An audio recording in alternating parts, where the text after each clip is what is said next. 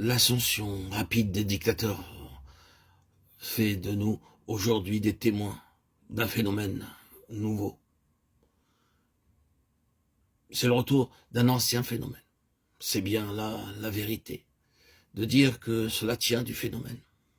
En quelques mois très courts, venant de nulle part et de rien, échappant à l'ostracisme, au ridicule et à la méfiance générale, ces dictateurs se sont élevés à une place où non seulement leurs propres nations sont courbées à leurs pieds, mais où toutes les nations retiennent leur respiration, tandis qu'ils parlent. Comment expliquer cela? Quel en est le principe fondamental?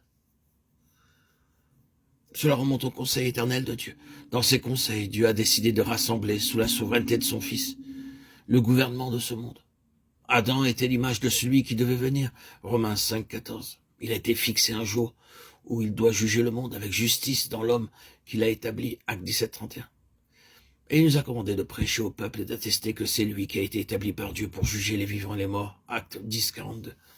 En effet, il y a un seul Dieu et un seul médiateur entre Dieu et les hommes, Jésus-Christ, homme. 1 Timothée 2, 5. Il nous a fait connaître le mystère de sa volonté, suivant le dessein que dans sa bienveillance, il avait d'avance formé en lui-même, pour en assurer l'exécution, quand les temps seraient accomplis, de tout rassembler en Christ, ce qui est dans les cieux et ce qui est sur la terre. Éphésiens 1, 9, 10. Celui qui est descendu est le même que celui qui est monté au-dessus de tous les cieux, afin de tout remplir. Éphésiens 4, 10.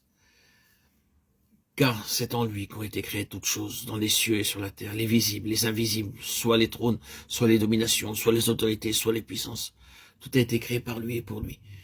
Il est avant toute chose et toute chose subsiste en lui. C'est lui aussi qui est la tête du corps, le chef de l'Église. Il est le commencement, le premier-né d'entre les morts, afin qu'en toute chose il tienne le premier rang. Car il a plu à Dieu de faire habiter en lui toute sa plénitude. Colossiens 1, 16, 19. Mais il a dit à l'égard du Fils, ô Dieu, ton trône demeure au siècle des siècles, et le sceptre de ta royauté est un sceptre d'équité. Hébreux 1, 8. Mais quelqu'un a rendu quelque part ce témoignage. Qu'est-ce que l'homme pour que tu te souviennes de lui? Ou le Fils de l'homme pour que tu en prennes soin? Tu l'as fait pour un peu de temps, inférieur aux anges. Tu l'as couronné de gloire et d'honneur. Tu as mis toutes choses sous ses pieds. En lui soumettant ainsi toutes choses, Dieu n'a rien laissé qui ne lui fût soumis. Cependant, nous ne voyons pas encore que toute chose lui soit soumise. Mais ce Jésus qui a été fait pour un peu de temps inférieur aux anges, nous le voyons à cause de la mort qu'il a soufferte, couronné de gloire et d'honneur. C'est ainsi que par la grâce de Dieu, il a goûté la mort pour tous. En effet, il convenait que celui pour qui et par qui sont toutes choses, voulant amener beaucoup de fils à la gloire, éleva à la perfection, par les souffrances l'auteur de leur salut. Hébreux 2, 6, 10. C'est ainsi qu'il a été établi que le gouvernement de ce monde et de tout ce qui, au-delà de lui, est lié à lui, a été éternellement donné à un homme, à celui qui est reconnu être le Fils de Dieu, qui est devenu le Fils de l'homme. Il est héritier de toutes choses. Hébreux 1, 2. L'héritage est le monde habité à venir. Hébreux 2, 5. Mais il y en a un autre qui s'est attribué le rôle de rival du Fils de Dieu et dont l'ambition a toujours été la domination de ce monde. L'arrière-plan de toute l'histoire du monde, c'est-à-dire l'arrière-plan spirituel et invisible de l'univers, peut être résumé par quelques citations des Écritures. Caïn, qui était du malin, tua son frère. 1 Jean 3, 12. Le père dont vous êtes issus, c'est le diable. Il a été meurtrier dès le commencement. Jean 8, 44. Lequel des prophètes vos pères n'ont-ils pas persécuté? Ils ont même tué ceux qui ont prédit la venue du juste. Et vous, maintenant, c'est lui qui vous avez trahi. Vous avez été ses meurtriers. Acte 7, 52. Un homme planta une vigne, il l'environna d'une haie, il y creusa un pressoir et y bâtit une tour. Puis il la loua à des vignerons et quitta le pays.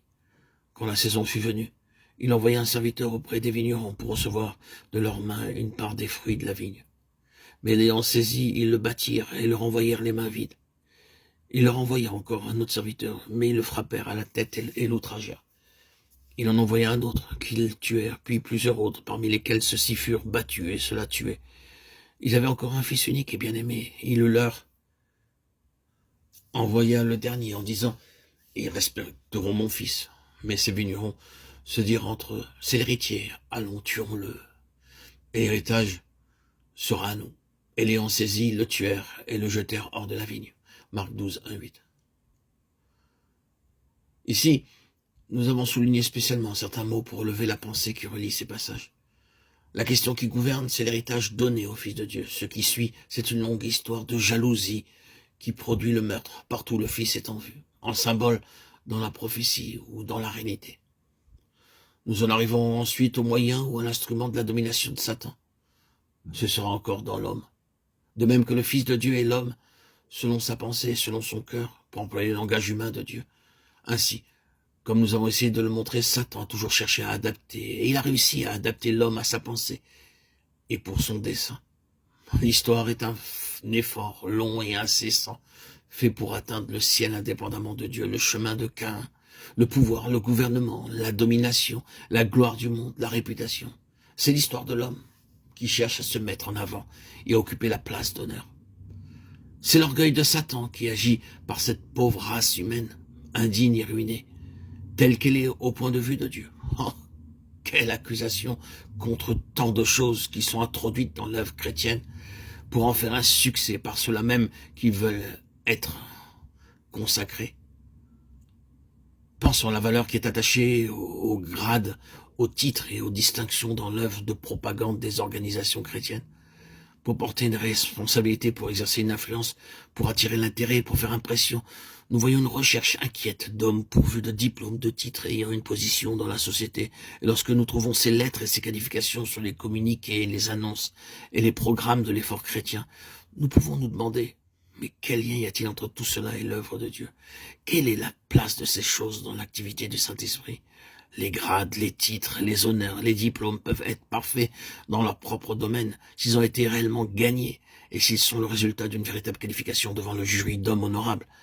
Mais leur donner un crédit au profit des choses de Dieu, cela est une inspiration de l'Antichrist. Ce sont là des paroles dures. Mais nous aimions dire toute notre pensée, il serait bon si tous les hommes de Dieu supprimaient et cachaient leurs titres lorsqu'ils touchent aux choses de Dieu et sont en la présence d'un Dieu si saint. Il n'y a que les valeurs spirituelles qui puissent être reconnues.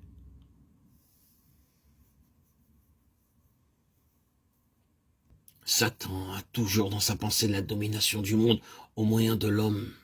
Et l'expression achevée de cette pensée sera l'Antichrist. Ces dictateurs, ces héritiers de Satan.